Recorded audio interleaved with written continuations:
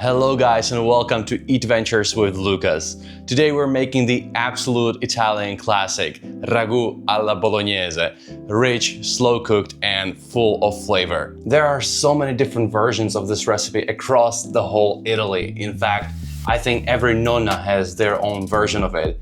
But today we're making one that my wife Misha thinks is the best, and she says she's always right. So let's get into it.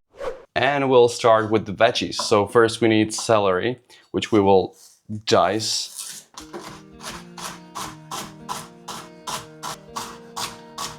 And we'll do the same with 1 carrot.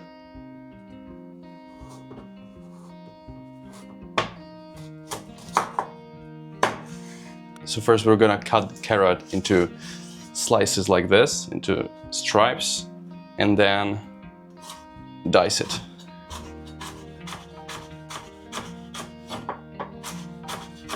I think this is the perfect size of the veggies.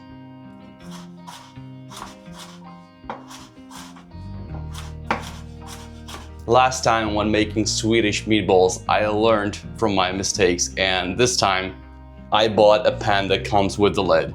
So now we'll put a splash of good quality extra virgin olive oil into the pan, and when hot, our celery and carrot go in. We'll cook it on medium heat until carrot is basically caramelized, and then we'll add finely diced onion.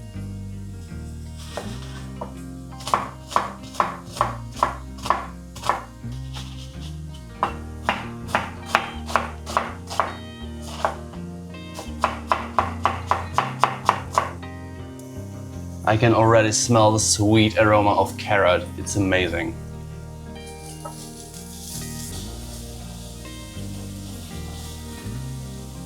Guys, look at the carrot. You see how caramelized it is? That's exactly what we want. Look at that. Time to add the onion.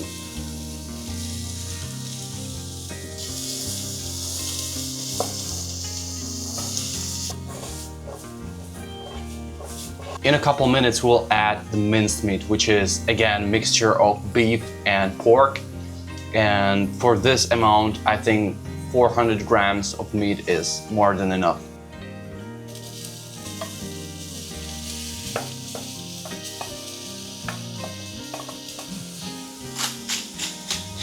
Pinch of salt and black pepper.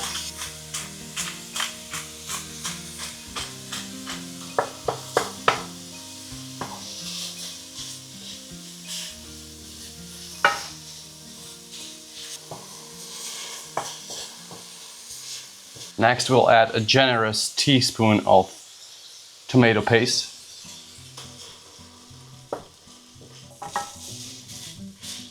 Now we're gonna add some amazing red wine.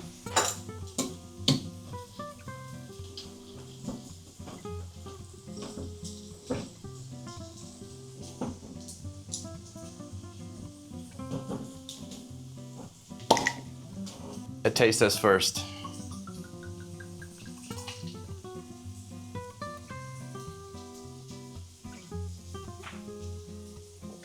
Okay, this is some delicious wine. In some recipes I read that you're supposed to use white wine instead, but like I said in the beginning, there are so many versions of this recipe, and according to my experience, red wine works pretty well. In the next step, we're gonna add canned tomatoes, and this is super important part of this recipe, and make sure not to add diced tomatoes because usually they're worse quality. The alcohol is evaporated, so now I will add the tomatoes and I will put it in straight from the can and I will crush it in my hand.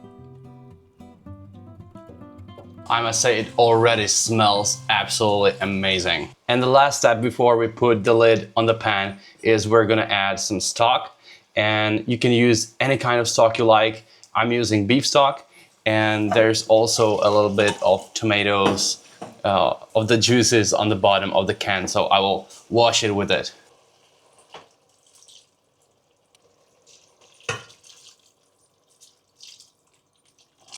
Beautiful. Okay, part 1 is done, and now we'll cover it with the lid and we'll let it simmer on a low heat for about 2 hours because we want all the flavors to connect together, and also we want to tenderize the meat as much as possible. So yeah, it's gonna be super tasty. In the meantime, we can make a cup of coffee and read some fun facts about ragu alla Bolognese.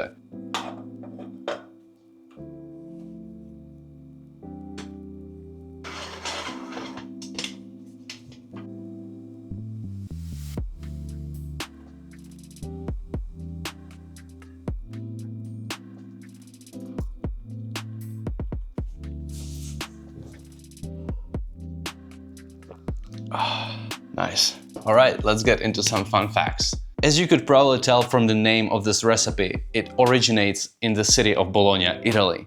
But it's just so much more than a recipe. It's more like a ritual, something that you prepare with patience and love, often for Sunday lunch. And I think it definitely reflects the slow food Italian culture. I think that's amazing. Fun fact number 2. Italians would never ever eat spaghetti in combination with ragu alla Bolognese. If you want to have the true authentic experience with this recipe, you should definitely use tagliatelle, rigatoni or any other types of pasta, but please no spaghetti. Our ragu bolognese is almost ready. It smells absolutely wonderful. But just before I put the pasta into the boiling water, I'd like to show you how to spot a really good quality pasta. I'm not sure if you can see that, but this pasta has kind of rough surface, which means that the sauce will stick to it, which is great because then you can enjoy every bite of your meal. Unlike cheaper pasta, which usually has flat surface and the sauce slides down from it. Long story short, we want the sauce to be on our pasta and not on the bottom of our plate. For this recipe, I'm using rigatoni, which is probably my favorite pasta because it's like a tube which gets filled with the sauce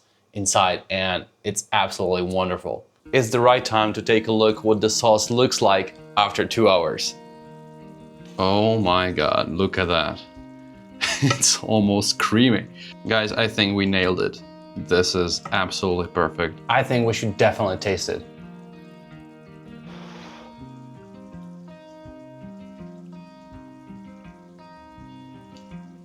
How is the flavor so rich? I think we managed to nail the taste. But just in case it's too acidic for you from the tomatoes, you can always use a little bit of sugar and that will help. And now our pasta.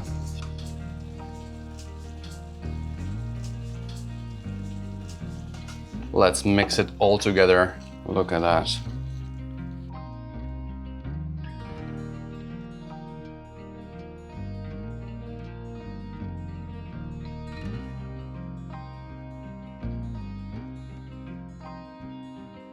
A little bit more of that delicious ragu on top. And the final touch, Parmesan cheese. And I'm gonna give it a generous amount. Italian pasta ragu alla Bolognese. Cheers, guys.